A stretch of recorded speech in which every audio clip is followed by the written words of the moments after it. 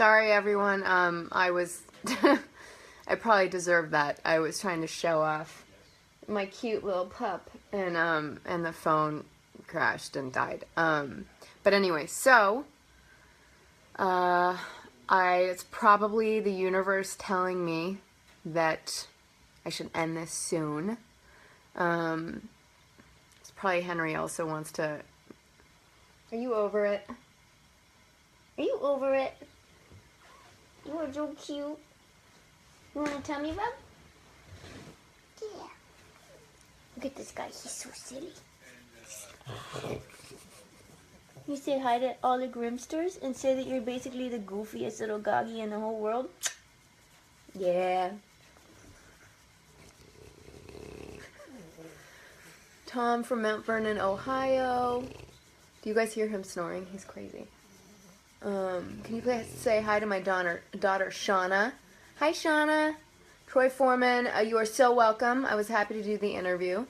Are we going to see another Mauvais Don? No, which is unfortunate because it really was like basically my favorite character.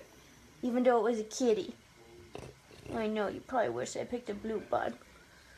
Hugs from Portugal. It crashed from too much cuteness. Like this guy? Yeah? Are you so silly?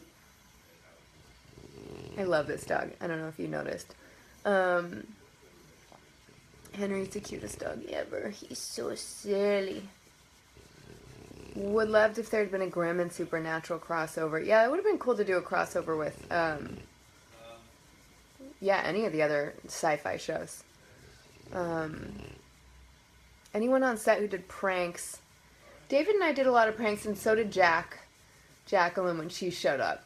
Other than that, I think it was basically the three of us being the worst on set, but not too bad. I mean, like Grimm's a hard show to film, so there was definitely not a lot of time to be like doing pranks all day. We had like 14, 15-hour shoot days.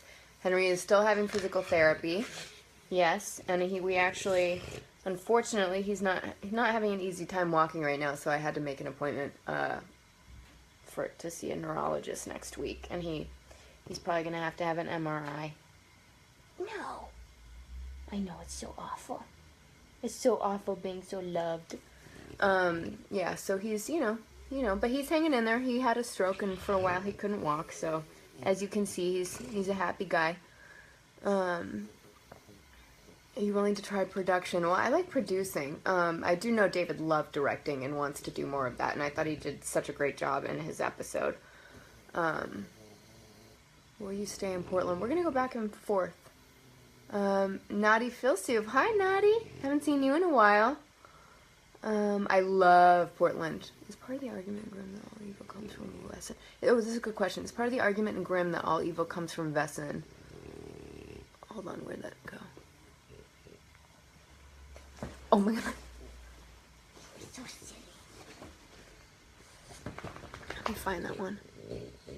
When you come to Italy with David, we went to Florence and Venice last.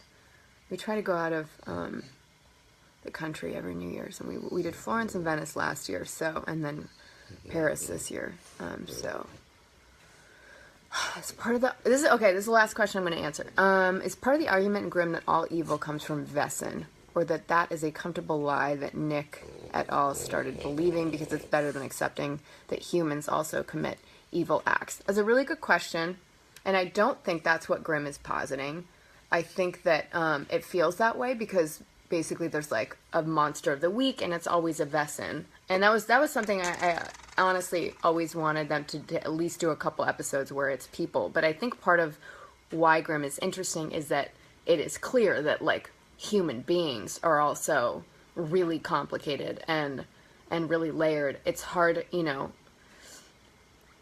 it's hard to think of specific instances of that because there really weren't that many characters that were just like normal regular people, but I don't think that it's that all Vesson are evil, particularly when you think about the fact that like two of our main characters, Rosalie and Monroe, I wouldn't call them evil characters at all.